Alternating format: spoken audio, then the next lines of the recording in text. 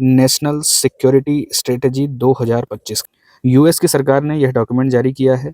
बताया जा रहा है कि नवंबर 2025 में बना था और अभी दिसंबर 2025 में इसे सार्वजनिक किया है।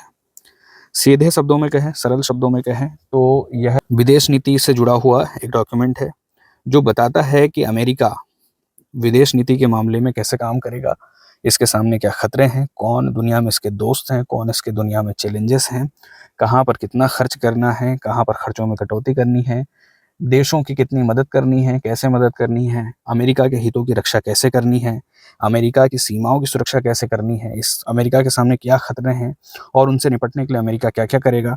तो यह रणनीति सबसे पहले कहती है कि अमेरिका की सीमाओं को सुरक्षित करना होगा, तभी जाकर अमेरिका के हितों की रक्षा की जा सकती है।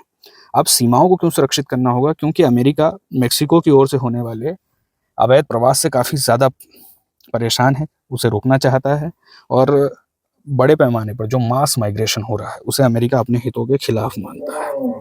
और दूसरी बात है कि अमेरिका की अर्थव्यवस्था पर बहुत ज़्यादा जोर दिया गया है। अमेरिका की सरकार चाहती है कि अमेरिका में एक बार फिर से नए सिरे से औद्योगिकरण हो। जो कंपनियां अमेरिका की बाहर चली गई हैं उन उद्योगों को, प्रमुख उद्योगों को वापस अमेरिका में लाना है और अमेरिका की अर्थव्यवस्था को एक बार फिर से मजबूती देनी है।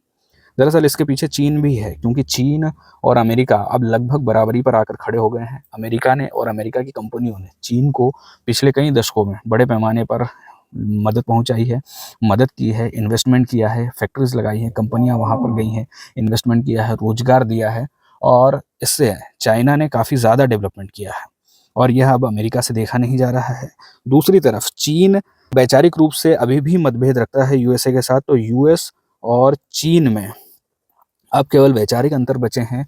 अमेरिका की सरकारों को पहले लगता था कि चीन उसका साथी बनकर रहेगा, उसकी मदद करेगा, एशिया के अंदर दबदबा बनाए रखने में चीन उसका सहायक होगा। लेकिन चीन अब प्रतिद्वंदिता रखता है, चीन अब अमेरिका से वैमनस्य रखता है। इसके लिए यूएस चीन को संतुलित करना चाहता है और इसके लिए इस डॉक्यूमेंट में कहा है कि वह भारत इसका साझेदार हो सकता है। एक तरफ रणनीतिक रूप से भी मदद करनी है, अंतर्राष्ट्रीय रिलेशंस के माध्यम से भी चाइना को संतुलित करना है और दूसरी तरफ आर्थिक स्तर पर भी अमेरिका को मजबूत करना है और चीन को संतुलित करने की कोशिश करनी है। और अमेरिका कहता है कि अब युद्धों से बचना है और युद्धों में डायरेक्ट नहीं कूदना है, क्योंकि हमने पिछले दशकों में देखा है कि जहां पर भी युद्ध होते थे वहां पर अमेरिका होता था। या तो अमेरिका खुद युद्ध कर रहा होता था या फिर उसके साथी देशों को आर्थिक और सैन्य मदद कर रहा होता था। इससे अमेरिका को बड़े पैमाने पर नुकसान हुआ है, आर्थिक खर्चा हुआ है। जो सरकार अभी है, मतलब वहाँ की ट्रंप सरकार, वो चाहती है कि किसी भी प्रकार से इस तरह के खर्चों को रोकना है और अमेरिका के हितों को ही पोषित करना है। मतलब सिर्फ और सिर्फ जहाँ पर अमेरिका का फायदा होता है वहीं पर निवेश करना है, वहीं पर खर्चा करना है, फालतू का खर्चा बंद करना है। जिसमें सबसे ज़्यादा खर्चा जो होता था, नेटो को बड़ी मात्रा में धन मुहैया कराया जाता है, आर्थिक सैन्य मदद की जाती है अमेरिका के द्वारा नेटो को। अमेरिका चाहता है कि अब नेटो में भी खर्चा कम हो और यूरोपीय देश नेटो में खर्चा बढ़ाएं। अमेरिका ने कुछ लक्ष्य निर्धारित किए इस डॉक्यूमेंट में और डॉक्यूमेंट में बताया गया है कि देश की संप्रभुता और सीमाओं की रक्षा करनी है। जो अमेरिका के सामने खतरे हैं, आगे बात होगी उनके बारे में, उनसे देश की संप्रभुता को खतरा है और अमेरिका की सीमाओं की रक्षा करनी है, अवैध प्रवास को रोकना है, चीन की आर्थिक व तकनीकी चुनौती को संतुलित करना है, अमेरिका में उद्योग और तकनीकी बढ़त कायम करनी है, ऊर्जा के क्षेत्र में बड़े पैमाने पर निवेश करना है, ऊर्जा उत्पादन को बढ़ाना है, क्योंकि जिसके पास एनर्जी है उसके पास पावर है। अमेरिकी सैन्य शक्ति को बढ़ाना है, रक्षा क्षमता को बढ़ाना है, ताकि अमेरिका के हितों को किसी भी प्रकार से कोई भी चुनौती न दे पाए।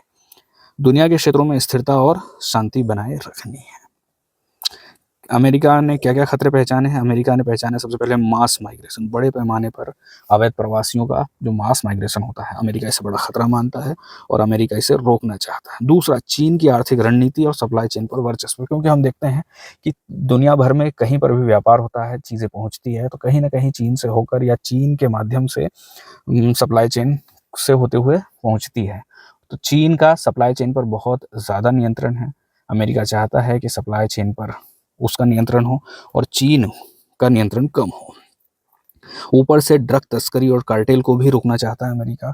अमेरिका ने आपने पिछले दिनों सुना होगा कि वेनेजुएला में ड्रग्स के नाम पर ही कार्रवाई की थी। हालांकि उसके दूसरे कारण भी थे, लेकिन ड्रग्स भी अमेरिका के लिए एक चुनौती है। साइबर अपराधों को और तकनीकी जासूसों को भी एक खतरे के रूप में पहचाना है। नई तकनीकों का उपयोग कैसे राष्ट्रीय हितों को प्रभावित करने के लिए किया जा सकता है, इसे भी अमेरिका एक खतरे के रूप में देख रहा है।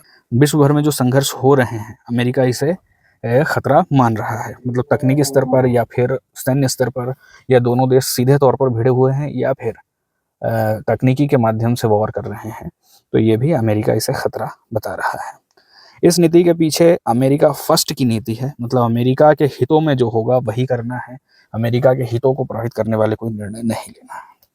क्योंकि जो पिछली सरकारें रही हैं, उन्होंने काफ़ी बड़े पैमाने पर दुनिया भर में वर्चस्व जमाने के लिए अमेरिका की तरफ से खर्चा किया है, अमेरिका की तरफ से झगड़ों में मध्यस्थता की है, या फिर मदद की है, या फिर सैन्य आर्थिक मदद पहुंचाई है। तो इस तरह के अब फैसले नहीं लेने हैं, यह अमेरिका की सरकार मानकर चल रही है। दूसरा, अनावश्यक युद्धों से दूरी बनाए रखनी है, कहीं पर लड़ाई झगड़ा नहीं करना है। ऊपर से यूक्रेन में भी लड़ाई झगड़ा रुकना चाह रहा है अमेरिका, मतलब युद्ध को खत्म करना चाहता है और अपनी संप्रभुता से कोई समझौता नहीं करना चाहता। जो खतरे पहचाने हैं अमेरिका ने, ये सारे अमेरिकी संप्रभुता को, अमेरिकन सोवरेनिटी को खतरा है और इनसे कोई समझौता नहीं करना चाहता है और अमेरिका की इन सभी खतरों से रक्षा करना चाहता है।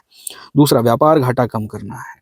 अमेरिका को कई देशों से व्यापार में घाटा हो रहा था, जैसे भारत के साथ भी घाटा हो रहा था, और अमेरिका ने इस घाटे को कम करने के लिए भी भारत के ऊपर टैरिफ लगाए हैं। भारत और यूएस के बीच में ट्रेड डील चल रही है। अमेरिका चाहता है कि कोई ट्रेड डील हो, ताकि अमेरिका और भारत के बीच में व्यापार तो हो, लेकिन अमेरिका को व्यापार घाटा ना हो। दूसरा, अमेरिका में वापस उद्योगों को लाना है। प्रमुख उद्योगों को अमेरिका में वापस लाना है, या फिर निवेश करके वापस उद्योगों को डेवलप करना है, ताकि दुनिया भर में जो भी महत्वपूर्ण उद्योग हैं उन पर अमेरिका का नियंत्रण हो सके। इस डॉक्यूमेंट में अमेरिका का एक लक्ष्य यह भी है कि कैसे दीर्घकालिक समय में, मतलब आने वाले समय में, लंबे समय में अमेरिका का वर्चस्व बनाए रखना है। हालांकि यह डॉक्यूमेंट और अमेरिका का ये जो लक्ष्य है थोड़ा कॉन्ट्राडिक्टरी है, क्योंकि एक तरफ अमेरिका चाहता है कि दुनिया भर में मदद जो अमेरिका दे रहा है उस मदद से हाथ भी खींच ले, दूसरी तरफ चाहता है वर्चस्व भी बना रहे। तो ये दोनों एक दूसरे के साथ कैसे चल पाएंगे, ये अमेरिका की सरकार आने वाले समय में बताएगी, या फिर अमेरिका के फैसलों में इससे पता चलेगा कि एक तरफ मदद से हाथ खींचना है, आर्थिक मदद भी कम करनी है, सैन्य मदद भी कम करनी है, किसी के झगड़े में नहीं पड़ना है, अनावश्यक युद्धों से दूर रहना है, और दूसरी तरफ वर्चस्व भी बनाए रखना है। कैसे होगा, पता चलेगा। फिर एशिया और यूरोप को यह कहता है कि भाई सुरक्षा में आपको योगदान करना होगा। मतलब सीधी सी बात है, अमेरिका कहना चाह रहा है अमेरिकन कंट्रीज को और यूरोपियन कंट्रीज को कि सैन्य खर्चे में उनको बढ़ोतरी करनी पड़ेगी। जैसे कि सीधी सी बात है, नेटो की बात हो रही है कि नेटो में यूरोपियन कंट्रीज को ज़्यादा से ज़्यादा योगदान देना पड़ेगा। फिर आर्थिक रणनीति क्या बनाई है, मतलब कि लक्ष्य तो निर्धारित कर लिए हैं, खतरे पहचान लिए हैं, तो अब करना क्या है। तो सीधी सी बात है, सबसे पहले तो टैरिफ से व्यापार नीति के माध्यम से देशों को संतुलित करने का प्रयास कर रहा है, व्यापार घाटे को संतुलित करने का प्रयास कर रहा है। महत्वपूर्ण उद्योगों को अमेरिका में शिफ्ट करना है, ऊर्जा उत्पादन बढ़ाना है, हथियार उत्पादन बढ़ाना है, और डॉलर पर वित्तीय प्रणाली को डिपेंड रखना है। कई देश चाह रहे थे कि वे अपनी खुद की मुद्रा में व्यापार करें, और करते भी हैं, कई समझौते भी हुए अंतर्राष्ट्रीय स्तर पर। इस प्रक्रिया को डी डॉलराइजेशन कहा जाता है, और डी डॉलराइजेशन से सीधे तौर पर अमेरिका के हित प्रभावित होते हैं, डॉलर की स्थिति कमज़ोर होती है। हालांकि इतना प्रभाव पड़ा नहीं है, इतने बड़े पैमाने पर स्थानीय मुद्राओं में व्यापार होता नहीं है, लेकिन फिर भी देश कोशिश कर रहे हैं कि डॉलर से डिपेंडेंसी कम की जाए, और यदि डॉलर से डिपेंडेंसी कम होती है तो अमेरिका के हित प्रभावित होते हैं। इसलिए अमेरिका चाहता है कि ज़्यादा से ज़्यादा व्यापार डॉलर में ही हो। अलग अलग क्षेत्रों के लिए भी अमेरिका ने रणनीति बनाई है। अमेरिका पश्चिमी गोलार्ध, यानी जहां पर अमेरिका रहता है वहां पर अमेरिका के आसपास वाले देशों में अमेरिका चाहता है उसका सीधा प्रभुत्व हो। चीन या रूस जैसे देश यहाँ पर दोस्ती न करें, किसी भी देश के साथ इनका प्रभाव न हो। इससे अमेरिका के सोवरेनिटी को, अमेरिका के वर्चस्व को चुनौती मिलती है। अमेरिका चाहता है कि इस क्षेत्र से रूस और चीन दूर रहें। अवैध प्रवास और ड्रग कार्टेल को रोकना है, और इस क्षेत्र में व्यापार और निवेश को बढ़ाना है। एशिया के लिए अमेरिका कहता है कि चीन सबसे बड़ी चुनौती है, चीन को संतुलित करना है, और इसके लिए मदद कर सकता है क्वाड। क्वाड में भारत इसका प्रमुख साझेदार हो सकता है, क्योंकि चीन और भारत के संबंध अच्छे नहीं हैं, और भारत के माध्यम से यूएसए चीन को संतुलित करना चाहता है। ताइवान में स्टेटस को बनाए रखना चाहता है, और दक्षिण चीन सागर में, दक्षिण चीन सागर आपने देखा होगा, ये वाटर बॉडी कहाँ पर है, ये है जहाँ पर ऊपर में चाइना और इंडो साइनो कंट्रीज हैं, मलेशिया है, इंडोनेशिया है, फिलीपींस है, उसके बीच का जो क्षेत्र है वो क्षेत्र दक्षिण चीन सागर, साउथ चाइना सी इंटरनेशनल ट्रेड के लिए काफ़ी ज़्यादा इंपॉर्टेंट है। यहाँ से होकर जहाज़ गुजरते हैं, यहाँ से होकर माल की ढुलाई होती है, और यदि इस क्षेत्र पर नियंत्रण किसी देश का हो जाता है, खासकर चाइना का हो जाता है, तो चाइना बाकी देशों के हितों को यहाँ पर प्रभावित कर सकता है। दूसरा, यूरोप के लिए कहता है अमेरिका कि उसे आत्मनिर्भर बनना होगा, मतलब सीधी सी बात है, नेटो में ज़्यादा खर्चा करना होगा। अमेरिका कब तक खर्चा करता रहेगा, इस तरह की बात यहाँ पर यूरोप के लिए कही गई है। जब यह नीति आई थी तो कहा गया था कि इससे रूस तो खुश है लेकिन यूरोप खुश नहीं है, क्योंकि उसे नेटो में खर्चा बढ़ाने की बात अमेरिका ने कही है। रूस यूक्रेन युद्ध को खत्म करने की कोशिश करना चाहता है, अमेरिका चाहता है कि यह युद्ध समाप्त हो जाए।